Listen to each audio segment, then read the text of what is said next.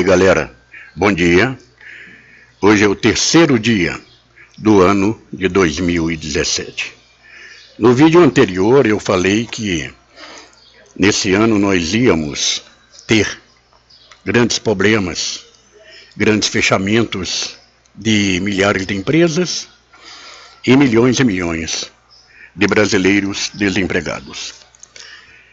Junto desse vídeo tem um vídeo do conselheiro Acácio, o qual eu peço permissão para colocá-lo, e peço que você que está vendo esse vídeo assista até o final e entenda tudo que o conselheiro Acácio está falando e explicando, porque pelo andar da carruagem, nós brasileiros só temos uma alternativa, que é a desobediência civil e parar essa nação na marra.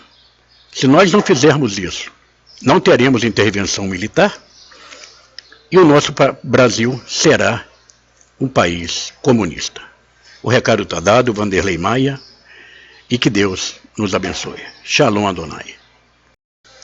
Quero agradecer a Gláucia, que me mandou o vídeo e pediu para que eu arrumasse o vídeo dentro do mais simples possível.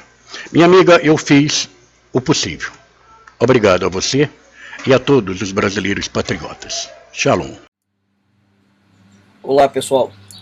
O nosso último conselheiro Acácio do ano de 2016 vai tratar com vocês de um assunto muito grave, que é exatamente a proposta de realização de plebiscito para 2017 que o deputado federal Rogério Rosso propôs, depois de ter proposto aquela PEC de criação de uma Assembleia Constituinte. O que eu quero dizer é o seguinte: é impossível um deputado apresentar uma proposta em menos de 5 dias. Ter pensado, conversado, refletido, notadamente propostas que dizem que vão alterar a Constituição do Brasil. Segunda-feira, dia 19 de dezembro, eu queria mostrar para vocês, eu acabo de assinar um projeto de decreto legislativo, onde eu começo a colher agora as assinaturas para a convocação de um plebiscito, de um referendo em 2018, durante as eleições, 2018, para não ter custo adicional, para que a gente pergunte para o povo brasileiro, se o povo brasileiro concorda em 2019, na próxima legislatura, chamarmos uma revisão constitucional específica para tratarmos da reforma política, da reforma eleitoral e da reforma partidária. E o que eu chamo de reforma política, eleitoral, partidária? Voto distrital, coincidência das eleições, modelo de financiamento de campanha, fim do voto obrigatório, voto impresso, cláusula de desempenho, código de conduta partidária, enfim, fim das coligações proporcionais e tantos outros temas fundamentais para o Brasil avançar. E também, ouvindo, é claro, as ruas, o povo brasileiro, eu estou aqui para pacificar e não fazer o contrário, eu estou mudando aquela proposta de emenda constitucional, começando a colher as assinaturas hoje, para sair de 2017, a revisão constitucional específica da reforma política, e para 2019. Portanto, nada de Assembleia Constituinte, e sim uma revisão constitucional específica, como era a proposta original, mas que não foi bem entendida. E eu digo que o parlamentar, o deputado, o senador, enfim, ele tem que, acima de tudo, escutar os seus eleitores, a voz do povo, enfim, e a sua consciência. Minha consciência é pacificadora, mas o Brasil precisa enfrentar com urgência a reforma política e agora através de um plebiscito e, se for autorizado, na próxima legislatura, ou seja, a partir de 2019, na renovação de 2/3 do Senado e a natural renovação da Câmara dos Deputados. E em conversa com Marta Serra, ela havia alertado, aliás, ela fez um vídeo público sobre isso, gravíssimo,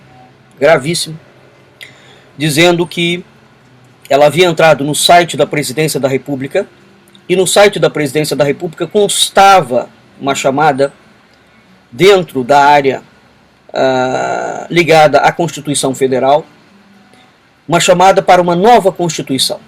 Então havia um cabeçalho, e neste cabeçalho existiam algumas palavras e chegou em casa, foi verificar e aquele cabeçalho havia sido alterado.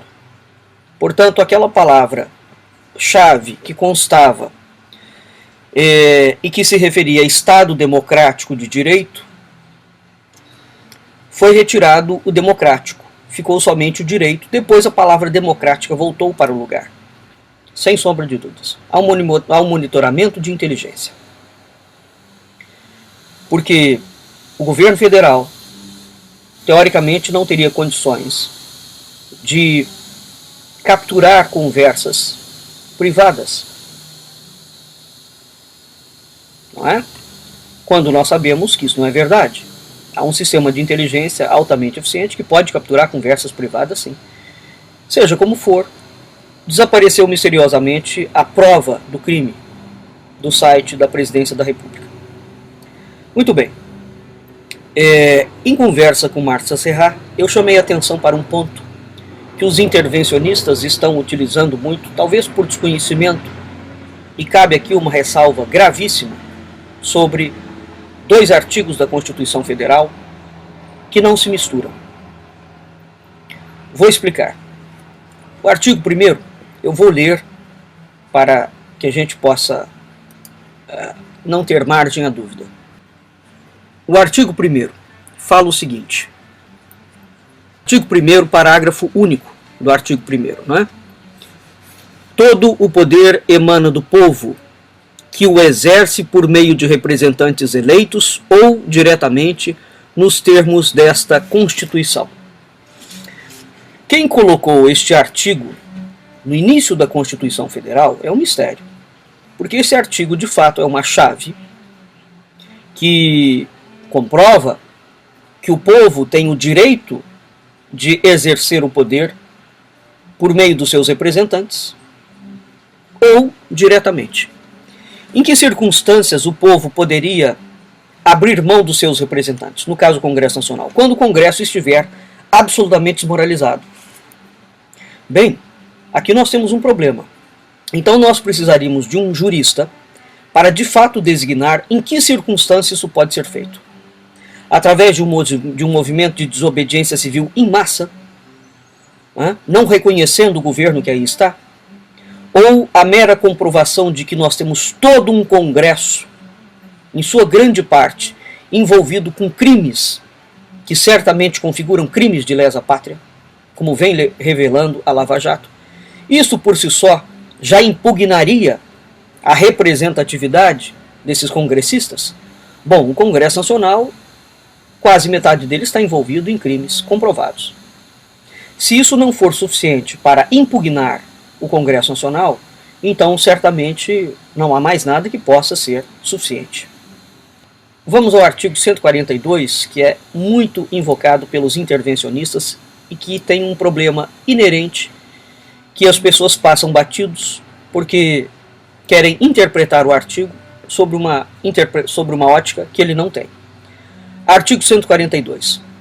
As Forças Armadas, constituídas pela Marinha, pelo Exército e pela Aeronáutica, são instituições nacionais permanentes e regulares, organizadas com base na hierarquia e na disciplina, sob a autoridade suprema do Presidente da República e destinam-se à defesa da pátria, à garantia dos poderes constitucionais e, por iniciativa de qualquer destes, da lei e da ordem.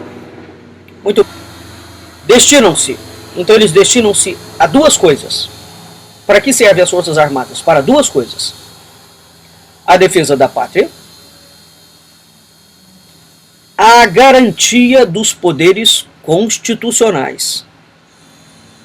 A garantia dos poderes constitucionais. Portanto, eles garantem os poderes da República e, evidentemente, dentro dos poderes da República está assegurado o poder do povo.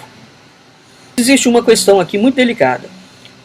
A palavra "e", em português, tem um sentido copulativo, né? Portanto, as Forças Armadas destinam-se à defesa da pátria, à garantia dos poderes e Portanto, é copulativo isso aqui, por iniciativa de qualquer destes, da lei e da ordem. Vejam vocês que não é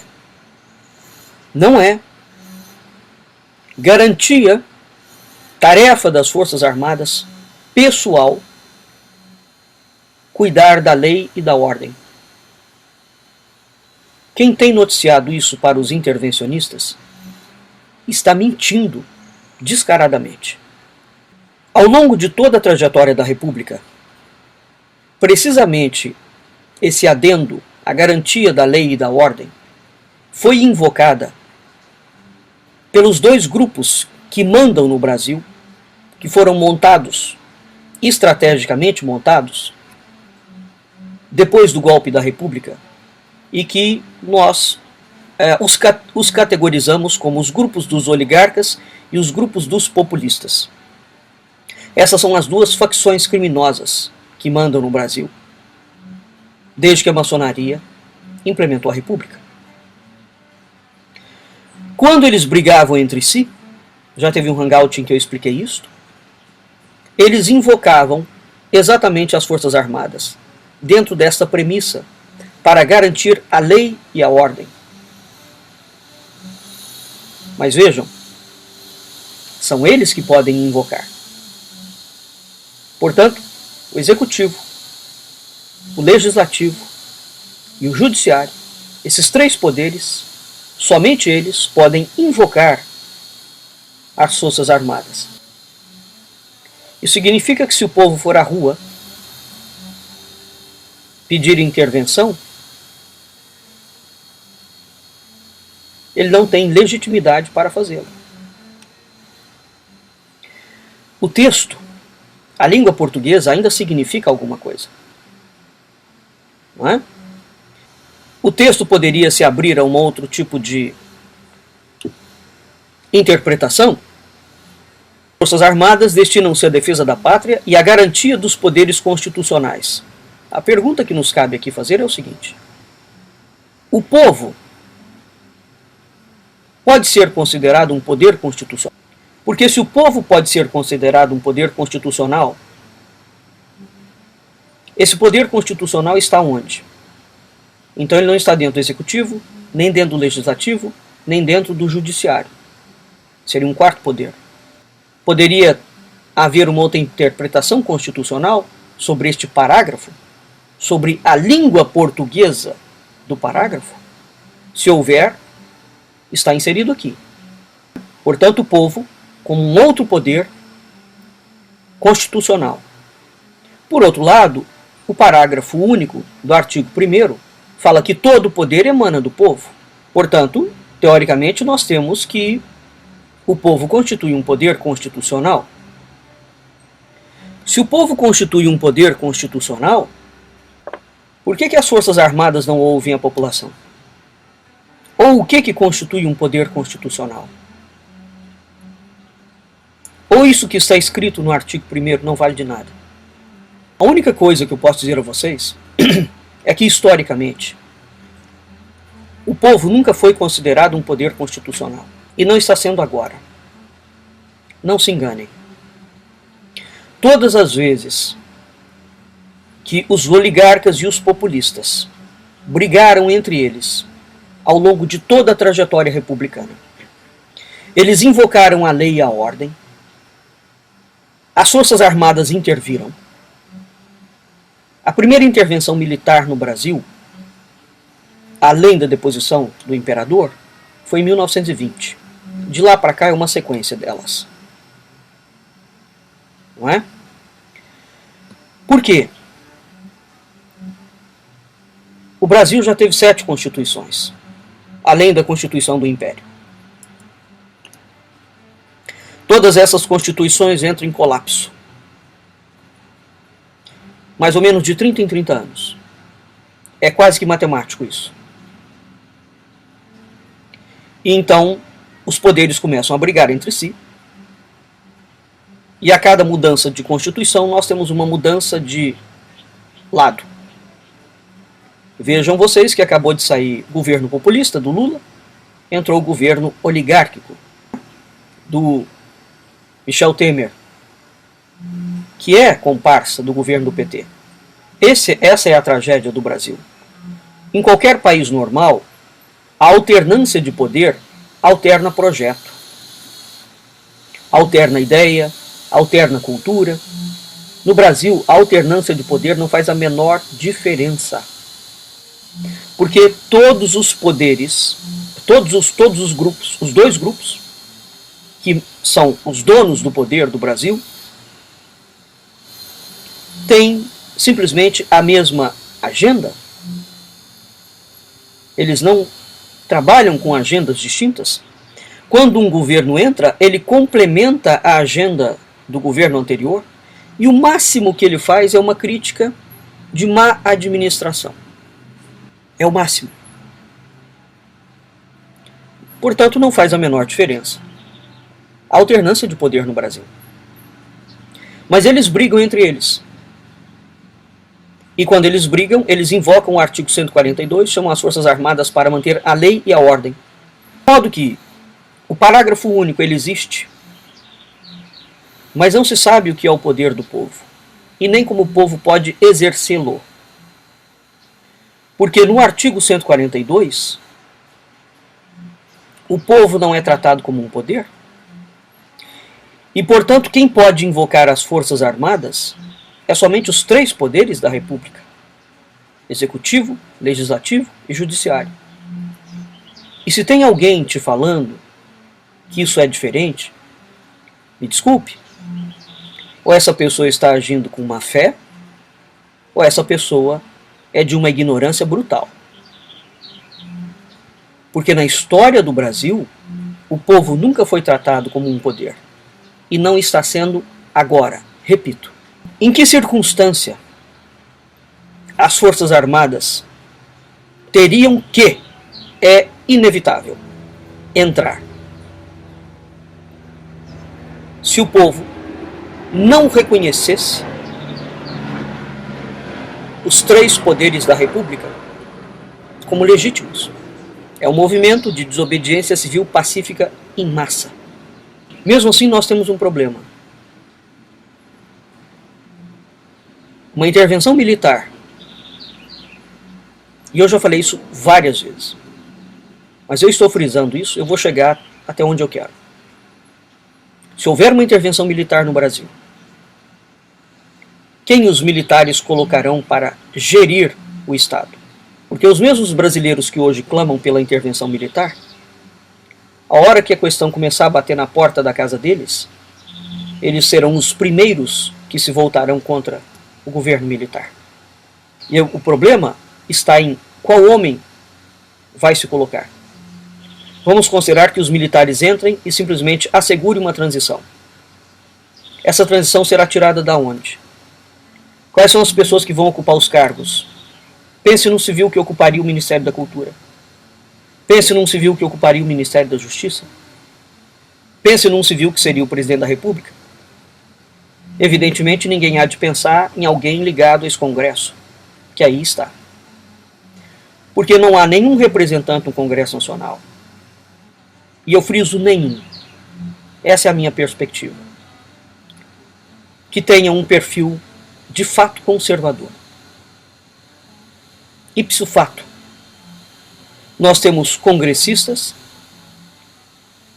que adotam um ou outro ponto de uma agenda conservadora, consoante a necessidade do momento. Entretanto, quando você vai analisar o histórico da obra desses políticos que estão entrando agora, assumindo-se como direita, é um tanto quanto falho. Para nós termos um exemplo, Ronaldo Caiado, o modelo de gestor dele é o Fernando Henrique Cardoso. O Fernando Henrique Cardoso é exatamente o homem que é o cérebro de todo o projeto de corrupção de Gramsci. Portanto, tem algo aqui que não bate. Mas evidentemente, entre o Ronaldo Caiado e Renan Calheiros, não há o que optar. É o menos pior, mas é evidente que é. É evidente que é. Sabe por quê? Porque não há, por enquanto, classe política que reflita a realidade cultural brasileira. O Brasil tem uma divergência entre a classe política e a classe cultural, e a estrutura cultural. A classe política brasileira não reflete a realidade cultural do Brasil, né? E isso é uma anomalia, porque normalmente a classe política dos países reflete a realidade cultural do país. Mas esse é exatamente o projeto da República. Esse é o projeto da maçonaria. A maçonaria criou, com o golpe da República, uma estrutura completamente descolada da realidade cultural do Brasil. Portanto, existe uma elite, sim, política, que manda no Brasil, independentemente da realidade cultural. Isso é um fato. Portanto, a questão da intervenção é muito séria. Porque, entre outras coisas, não há pessoas para colocar lá. Porque vai buscar quem? Alguém do lado oligarca ou alguém do lado populista? Eles se reorganizam de novo em pouco tempo. Aliás, tudo que eles sabem fazer, e muito bem, é se reorganizar. Pois muito bem. O que está acontecendo? O Rogério Rosso, com a mudança da proposta, solicitando um plebiscito em 2017, na época das eleições, para minorar custos, vai buscar uma aprovação popular e em 2017 este tema será altamente debatido, massificado na cabeça das pessoas. Altamente massificado. Tudo que o povo não pode aderir é a um plebiscito neste momento para criar uma nova Constituição. Isso não pode ser feito. Não pode ser feito. Por uma razão muito simples. É a partir de uma nova Constituição, e esta é a denúncia da Marta Serra. A nova Constituição já está pronta. Já está pronta. Será armado um circo, como foi o de 88, e eles vão implementar, aí sim, a Constituição comunista. Basta que eles implementem uma única palavrinha. Eles já criaram a Força Nacional, que não necessita das Forças Armadas para atuar. Essas Forças Armadas, essa Força Nacional, inclusive, tem poder de decretar estado de sítio, coisa que as Forças Armadas brasileiras não têm. Portanto, eu vou lembrar mais uma vez, esse livro eu já mostrei tantas vezes, A Revolução Gramscista no Ocidente, do general Sérgio Augusto de Avelar Coutinho. Vocês podem adquirir essa publicação no site da Bibliex. Muito bem. Esse livro foi feito como um estudo dos 8 cadernos do cárcere, do Antônio Gramsci, e aqui ele deixou tudo mastigadinho. Evidentemente que o livro tem uma falha, digamos, ele não consegue contextualizar, que não foi o objetivo do livro, ele não consegue dar exemplos concretos. Então você tem que ler, estudar e buscar os exemplos concretos. Muito bem. Os empreendimentos recomendados por Antônio Gramsci para chegar à Constituição realmente socialista, precisa que seja feita a abertura política, eleições livres, anistia, redemocratização, uma constituinte. Isso tudo foi feito até 1988. Vejam vocês que são 5 fases. Desde o momento que os militares deixaram o poder, até 1988, foi feita abertura política, eleições livres, anistia, redemocratização, constituinte. Então, segundo os cadernos do cárcere, essas 5 etapas são simplesmente as etapas de tomada do poder efetivo. Então você cria uma Constituição transitória. Eles já sabiam que a Constituição de 88 era transitória e que ela duraria no máximo 30 anos, como durou. Ela inviabiliza, aliás, o José Sarney, na altura, havia falado que era impossível governar com uma Constituição daquela. E ele sabia o que ele estava falando. Ele, inclusivamente, foi um dos artífices do processo. O que acontece é, a Constituição de 88 era uma Constituição prévia. O que o senhor Rogério Rosso está fazendo agora é um chamado para a nova Constituição. Aqui sim a verdadeira Constituição socialista dentro do Brasil, como projetado pelo Mário Covas, pelo Ulisses Guimarães, pelo senhor Tancredo Neves, por toda essa gente, né? Fernando Henrique Cardoso. Todos eles. Eles sabiam exatamente o que eles queriam projetar. E eles projetaram e todas as etapas foram cumpridas. É isso que vocês têm que entender. Todas as etapas foram cumpridas. Isto está aqui. Os 8 cadernos do cárcere são 6 volumes gigantes, absolutamente impossíveis de um leigo ler. Mas este livro aqui não. Qualquer leigo lê e entende. Comprem este livro. E vocês poderão verificar. Claro que o livro tem que ser atualizado. Vocês poderão constatar que tudo já foi implementado. Portanto, uma intervenção militar não resolve este problema. Não resolve este problema. E se uma intervenção militar vier, consideramos que ela consiga resolver isto aqui, quem será colocado lá? Quais serão os civis que serão pinçados para constituir um governo de transição? E eu vou além. Todas as etapas de Gramsci já foram efetivadas. Eles estão precisando de ir para a próxima etapa, que é criar a Constituição verdadeiramente comunista. Basta que eles insiram, em algum momento da Constituição, em parágrafos e em artigos chaves, a palavra socialista. Se eles inserirem a palavra socialista, acabou. As Forças Armadas, inclusivamente, têm que obedecer ao regime socialista. E é para lá que nós estamos caminhando. Né?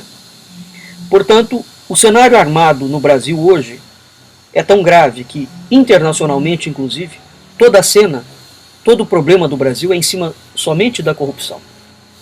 Não, o problema do Brasil não é a corrupção. O problema do Brasil é o comunismo. A corrupção é um método de tomada de poder. Método comunista de tomada de poder. Nada além disso. Mas veja que toda a Lava Jato, mesmo porque ela não pode falar de outra forma, não é? Todo o cenário armado nacional e internacional é para dizer que existe um problema de corrupção. Portanto, se existe um problema de corrupção, as próprias instituições da República se encarregam de fazer a asepsia e a limpeza interna delas mesmas. O Judiciário está se encarregando de fazer isso. O Executivo está se encarregando de dizer que está botando as contas em dias.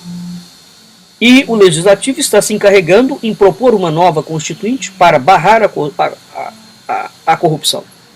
Todo o discurso no Brasil é em cima da corrupção, não é em cima do comunismo. O que é preciso entender, realmente, é que o problema do Brasil é o comunismo. O problema é estrutural dentro da cultura. O problema é que existe uma defasagem entre o plano político e o plano cultural. E que a cultura, o povo, e tem inúmeros intelectuais, gente altamente preparada que poderia ocupar a esfera da cultura. A questão é, as Forças Armadas, pelo artigo 142, vão ouvir os poderes da República. Se eles assumirem, quais os civis que eles vão chamar para ocupar os cargos num governo de transição? Civis que não estão ligados aos poderes. Alguém pode garantir isso? Ninguém pode garantir isso. Portanto, eu termino aqui dizendo, fazendo eco às palavras do Olavo de Carvalho, que já está mais do que exaurido de falar a mesmíssima coisa. O problema do Brasil já ultrapassou qualquer gravidade. Ele não é grave mais. Na língua portuguesa nós não temos mais nada que especifique isso aqui. Nada. Dentro disso, é evidente que as Forças Armadas seriam a única instituição que teriam condições de assegurar uma transição. O problema não está aí. Isso é fruto de um desconhecimento brutal. A República no Brasil, ela tem que ruir. O que tem que acontecer é um movimento civil de desobediência civil. Porque com militar ou sem militar, qual é o momento que o povo pode exercer o poder diretamente? Dado a circunstância, que o Congresso Nacional engolfado em corrupção, se nós formos pensar somente por esse caso. E as atas do Foro de São Paulo não constituem documentos de fraudes internacionais? É preciso a população brasileira entender que ela precisa de unidade, porque há como montar uma peça jurídica juntando todas as atas do Foro de São Paulo, todo o processo da Lava Jato, criminalizando um por um, para aí sim, solicitar uma intervenção civil e que os militares respaldem isto. E se os militares brasileiros não fizerem, isso tem que ser levado a um âmbito internacional. Portanto, não há caminho fácil para o Brasil. Se vocês estão querendo um caminho fácil para o Brasil, ou vocês são irresponsáveis, ou vocês estão agindo para um lado, e este lado é precisamente o lado que sempre manteve o poder dentro do Brasil. Ou o indivíduo não tem conhecimento de absolutamente nada. Não há uma quarta alternativa aqui. Não há mesmo.